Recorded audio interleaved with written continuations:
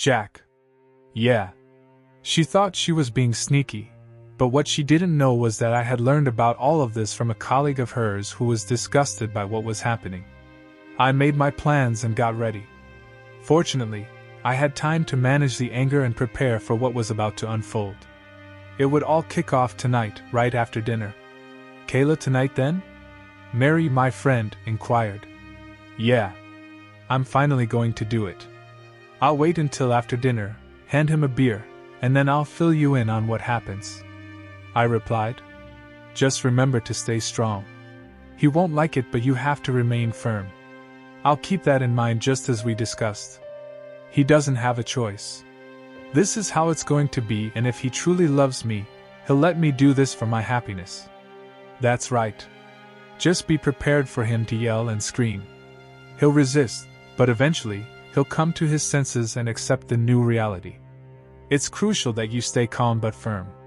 Let him have his tantrum and then he'll realize that you're in charge. That's right. Besides, as far as he knows, this will only be temporary. Once he accepts it, he'll start to enjoy it. Then it'll just keep going. Are you sure about all this? Jack can be very stubborn. Look, Kayla. Jack loves you more than anything in the world. Sure, he'll get angry, but when he calms down, he'll realize that he loves you so much that he'll do anything to make you happy, even that. Okay. I think you're the expert. Trust me. It took me messing up 2 marriages to figure it all out, but I perfected the method on my 3rd marriage. You've met my current husband. He is now completely under my control. He even stands next to the bed when I'm with someone else. I also sometimes have him clean up afterward. A month from now, another Jack will get in line as well. Then you can be assured of the security of your marriage to Jack as well as the pleasure of several other men. I finished the day and went home to cook Jack his favorite dinner. When Jack came home, he greeted me with the words, "I love you," and kissed me on the cheek as usual. Despite my best efforts, I was still nervous. This was going to be a significant step and change in our marriage, but it was all worth it. Mary had been telling me about her feminine marriage ministry for quite some time now. I have personally seen it work for her and her husband. He was really happy with how their marriage turned out. I'm sure Jack would love it too. The conversation over dinner was pleasant. We exchanged stories from the previous day and discussed some of the day's news. It was a laid-back dinner for us. After dinner, I insisted that he grab a beer and relax while I cleaned up. He resisted a bit, wanting to help, but I assured him it wasn't much and I could handle it. The leftovers were stored, the dishes went into the dishwasher, and it was time. I poured myself a glass of wine, mentally prepared, and headed into the living room for the conversation. "Jack, honey, we need to talk," I began. "Sure, honey. About what?" "Okay, Jack. I realize this might be difficult for you to accept right now, but it's something I really need to do. Please keep in mind that this is only temporary. Okay? So what do you need? If it's that crucial to your happiness, of course, I'll do what I can." So far, he had handled it well, not even bothered. That's good. We've discussed having kids, and I'm almost ready for that. But there are a couple of other things I need to do first. It should take a couple of months at most, then we can start working on having kids. That's great, baby. So what are those things you need to do? Here it is. I took a deep breath, preparing for the reaction. Well, Jack, I need to explore a bit before settling down completely. It will be temporary, and then I can be the best wife and mother to our children you could dream of. Alright, my love. That sounds reasonable so far. But how are you planning to go about it? Wow. He's handling it well. I expected him to freak out. I'll be seeing other men for a while. We'll still make love regularly, but I'll also have lovemaking with other guys to clear my head. Remember, it's only lovemaking with them. You are the only one who has my love. I'll return to you in a couple of months. Be your faithful wife again, and then we can start working on having the kids we've planned. Well, Kayla, you don't seem to be asking for my permission, so I assume you've made up your mind. I'd like to go on record saying I'm not in favor of it. If you're asking for permission, I'm not giving it. However, you're a grown woman, so I won't stop you if you think it's necessary. Things were going better than I imagined. He didn't raise his voice, said it conversationally. Mary must be right. Jack will accept the new role I'm preparing him for. So Kayla, how will this work? Are you moving out or do you expect me to? Are you bringing them here or going to their place or a hotel? Oh, well, we're both going to keep living here. We're married and as I said, we'll keep making love. The other guys will just be love making. With you, it will be making love. I may go to them or bring them here. In those cases, you'll have to sleep in the spare bedroom. I don't see the need for a hotel room since we could just stay here. Again, I'm not in favor, but we shouldn't have love making during this. I won't risk catching any STDs. Once you're done, we'll wait until you're tested and cleared. Have fun. Don't worry about me. Well, Jack, can't say I'm not disappointed. I love you and enjoy our love making, but I understand your concern. I'll just have to live with it. That's great, honey. So when do you plan to start your little flings? Well, Mary and I decided to hit a club and meet a couple of guys from work tomorrow night. I'm not sure if it's gonna happen, but I might bring one of them back for the night. Since you're not going to have love making with me while I'm doing it anyway, maybe it would be best if you just move into a spare room for the next couple of months. Okay, Kayla. Don't worry about it. I'll take care of moving in by the time you get home tomorrow night, Jack said before returning to reading the paper. I couldn't believe how mature he was about the whole thing. My heart soared. Sure, he weakly complained and refused lovemaking, but he was completely accepting of everything. He wasn't even the least bit angry. Mary was definitely right. In 2 months, Jack would be under my thumb. Besides, I knew this lack of love-making was only temporary. In a week or two, he'd be back in my bed. Then I would just use the vulvanol wrench to get him to fully embrace his new role as my submissive little hubby. Update. Hi, Mary. It's Kayla. Hey, girl. So how'd it go last night? Oh my God! You wouldn't believe how mature Jack was about everything. I expected him to go nuclear, but he didn't even raise his voice. He was just so calm and accepting of it all. Wow. That's great. I told you he'd comply. Do you think you'll be able to convince him to watch tonight? I doubt it. In fact, I don't think I'll even suggest it. He said he'd refuse to have love making with me while I'm with someone else. I'm sure that won't last long. After a week or two of using his hands, knowing he has a beautiful woman by his side, he'll be right back. That could be a lot of fun. Since he refused to touch me, I just went ahead and made him move to the spare room. He's packing his things now. He promised me that he would completely move out of the owner's bedroom before I came home tonight. I love that you changed the name from master bedroom to owner's bedroom. I'm going to have to start doing that myself. Oh, definitely. Anyway, I should probably get ready. I'll meet you at the club. Okay. Bye. Bye. Later that night, Jack had made pretty good progress on boxing up all the stuff from my bedroom.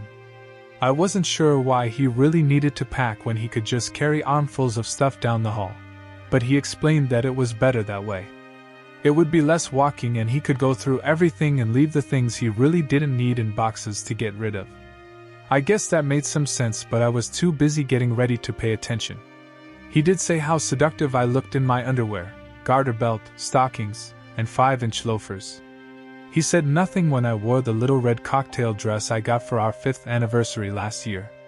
That was actually the only time I wore it, but I looked damn good in it.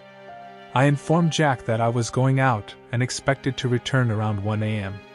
I mentioned that he didn't need to wait for me as I might not be alone. After saying this, I picked up my clutch and prepared to leave. He assured me not to worry, mentioning that he would have moved out by the time I returned. As he made this promise, he closed the last box. As I left the house, a sense of unease lingered within me, though I couldn't quite identify its source. Despite this, I chose to dismiss it, directing my focus towards the anticipated fun and excitement of the night. At the club, I encountered Mary, Larry, and Josh. The account managers known for their attractiveness and reputed endowment, according to Mary and some of the other office girls. While Jack was moderately endowed, the thought of experiencing a considerably larger member intrigued me, with the added expectation that they knew how to use their assets effectively. In the midst of conversation, Mary asked about Jack's move to the spare bedroom when our first order arrived. I confirmed that he had completed packing and assured me of being entirely moved out by the time I returned. Upon sharing this information, Josh questioned if Jack had indeed made such a statement. I affirmed, recalling Jack's words when I mentioned my expected return time. Our group burst into laughter at the remark, and Larry humorously expressed disappointment about Jack having moved out, as he was hoping to involve him in a carnal setting. I playfully suggested that perhaps after some persuasion, we could consider such arrangements. In the midst of the banter, I observed that neither Larry nor Josh had extended an invitation to dance. Over the course of several hours, we engaged in dancing and indulged in drinks.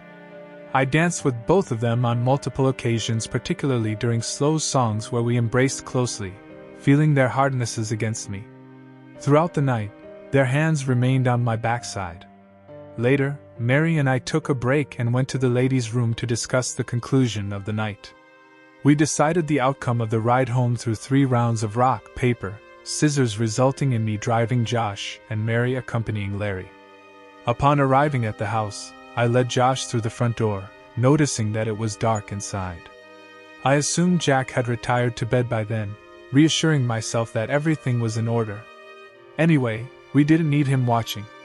I led Josh down the hall to my room. Of course, all of Jack's stuff was gone. Maybe I should reward him by offering him a hand job. There would be something to think about later. Right now, I had other things requiring my attention. It didn't take us long to undress, but Josh wanted me to keep the garter belt and stockings on. I'd lost my thong a couple of hours ago, unsure if it was Larry's or Josh's. It didn't matter. I made enough money to buy others. The next 2 hours were sheer bliss.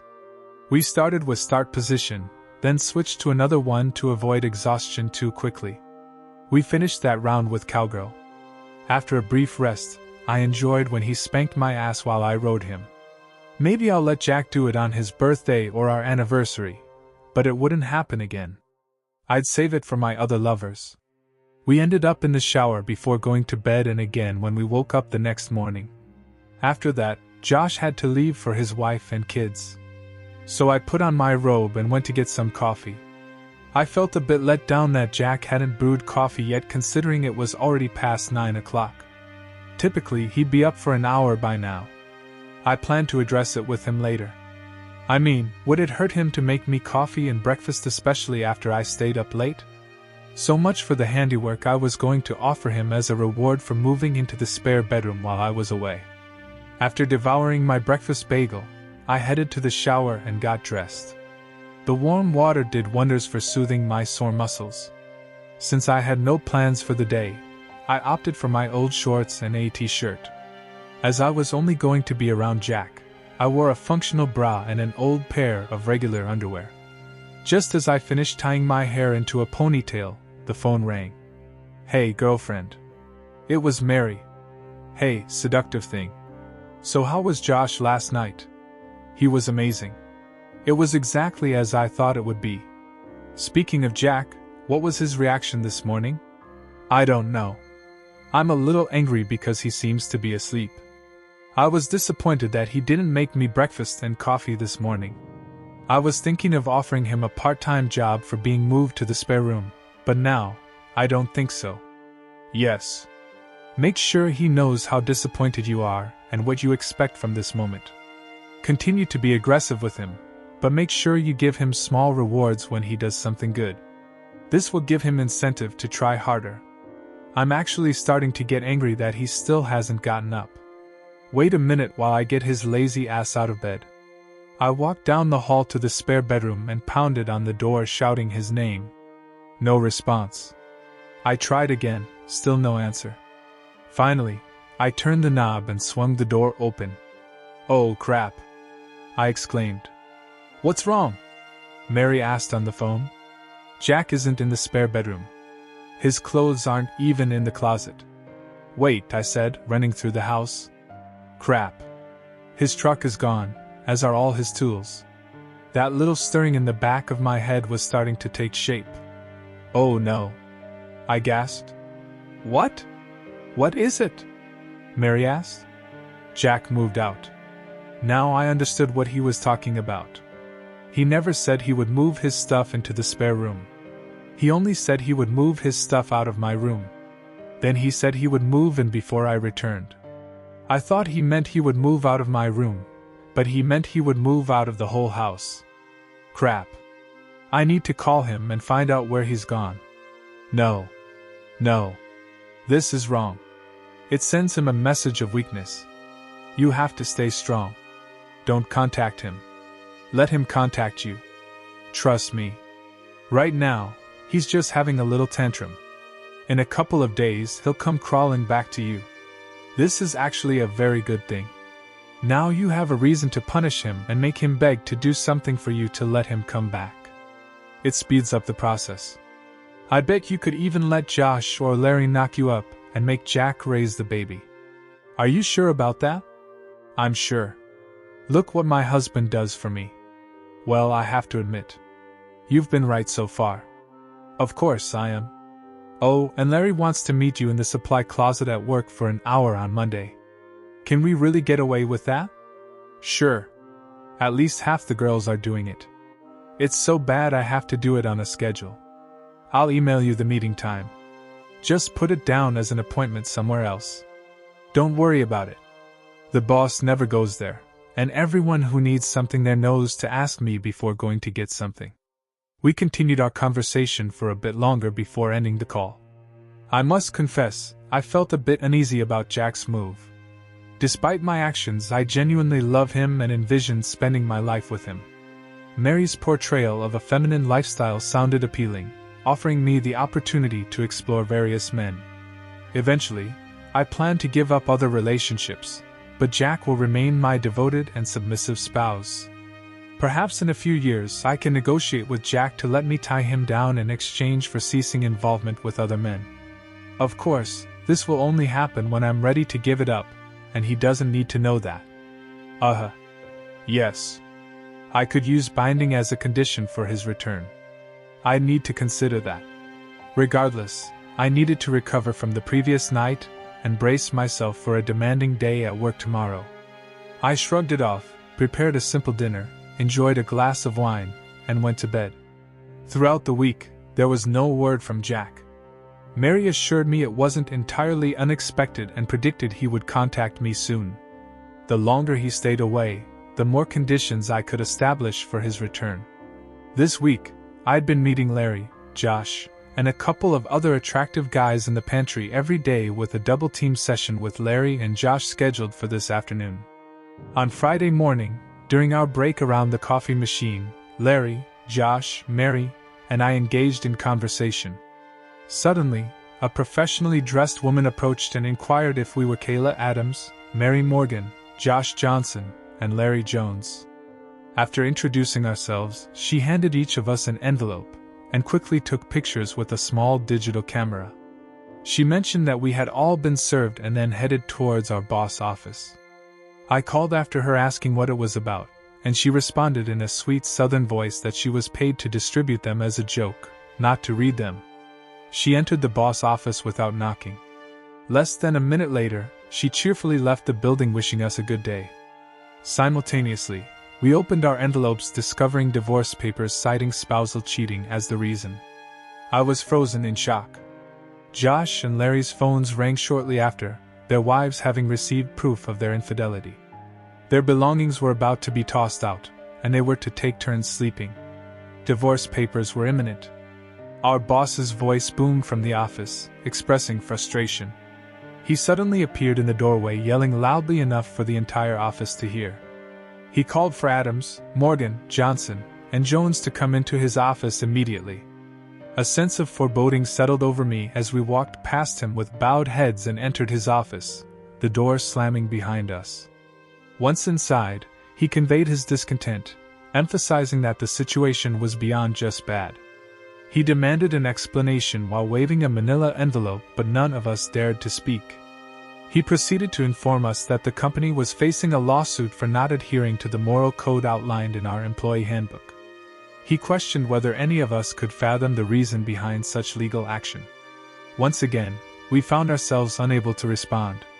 He took it upon himself to explain the situation, stating that the lawsuit revolved around allegations against Mrs. Adams, Mr. Jones, and Mr. Johnson for inappropriate conduct, while Mrs. Jones Morgan was accused of transforming the storage room into a company brothel. He challenged us to deny these allegations and questioned if any of these incidents occurred during business hours or on company property. With no response from us, he expressed frustration and criticized our actions, stating that the court order prevented him from firing us until the case was settled. He instructed us to leave his office until he figured out how to handle the situation. With our heads down, we left his office and made our way to our room. Following that incident, my job became significantly challenging, but I was grateful to still have employment. Deciding to assess the divorce petition, I discovered its severity, containing images, videos, audio recordings, and even notarized letters. An hour later, a company-wide email arrived from the boss addressing all employees. Management had become aware that employees had repeatedly planned and executed actions contrary to the moral code of conduct detailed in the employee handbook during work hours and on company property. Considering the likelihood of the problem being more widespread than documented, drastic action was announced. Due to uncertainty about which employees were involved, all employees were required to familiarize themselves with the Code of Morals in the employee handbook. An online class would be developed over the weekend, and every employee must successfully complete it by the following Friday. Security would conduct spot checks of all secluded areas throughout the day, a measure to be repeated until permanent security cameras were installed for monitoring. Subsequently, the storage room would be locked and the key held by the security supervisor. Any necessary supplies must be brought in with a security escort. The security supervisor would closely monitor computer use to prevent personal use of company assets. Prohibited activities included scheduling non-work-related meetings with coworkers or others, browsing non-work-related websites, and non-work-related text messaging on company computers. Socializing with coworkers should be confined to the break room. During scheduled breaks and lunch periods, security personnel would roam the building to monitor compliance, and the names of those responsible for the actions would not be disclosed. 2 minutes later, my email exploded with hate mail from coworkers. After work, the other three and I met at a bar across the street. Seated at a small table in the corner, we faced disapproving looks from other coworkers during Friday happy hour. At least we still have work to do, at least for a while. That was very nice of him. Why do you think, Jack? I asked about including that in the court order, and Josh dismissed it, suggesting that Jack wasn't trying to cause minimal damage, but rather intended to inflict more pain. I sought clarification, and Josh explained the reference to alimony. He mentioned that while infidelity was the current reason for the divorce, having a stable job and income could prevent a judge from awarding alimony.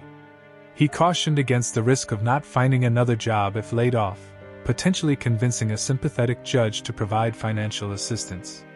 The advice was to stay at the job until the divorce was final. Larry raised the scenario after the divorce, suggesting that if all 4 of us were laid off, there could be no alimony and no job. Josh responded that in such a case, he would resign on Monday. Larry made a joking comment about being a natural blonde, implying that resigning voluntarily could have legal repercussions. He explained that resigning after filing for divorce might be perceived as an attempt to receive support from the ex-spouse, and it could lead to negative judgments from a judge. The recommended course of action was to hold on to the job and save money. Josh expressed concern about his and my situation, emphasizing that their wives might receive alimony and child support due to having children. He pondered the challenges they would face if laid off, considering that alimony and child support were determined based on income at the time of the divorce. The situation sounded far from promising. Realizing the potential consequences, I felt the need to talk to Jack and attempt to resolve our issues. Despite wanting to assist my friends, the thought of losing my husband made me reconsider my priorities. In a moment of self-reflection, I questioned my initial intentions and concluded that if I needed to prioritize my marriage over my friendships, I would do whatever it took to save it. I swiftly retrieved my cell phone and encountered a message stating that the number I dialed did not accept calls from my number. Frustrated, I requested Mary's phone explaining that Jack had blocked my number, and I needed to discuss the storm issue with him. After attempting to call him on Mary's phone and receiving the same message, it became evident that he had also blocked her number. When suggested to try Larry's phone, I hesitated, expressing concern about the potential consequences of calling my husband from one of my friend's phones. Acknowledging the difficulty in reaching him by phone, I felt a sense of panic, considering that Jack had likely blocked my home and work phones as well. Realizing that talking on the phone might not be effective, I decided to seek him out in person. The urgency to find him and address the situation face-to-face took precedence over any concerns about societal expectations for women in marriage. Reflecting on the changes in my perspective, I recognized that just that morning, I had entertained thoughts of making Jack beg and grovel to come home. Now, the tables had turned and I found myself uncertain of the roles we would play in the resolution of our situation.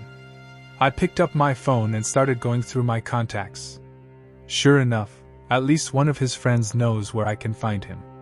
Spoiler: none of our mutual friends knew anything. Well, that wasn't exactly true. None of the previous mutual friends who remained friends with me knew anything. The numerous mutual friends who now hated me knew enough.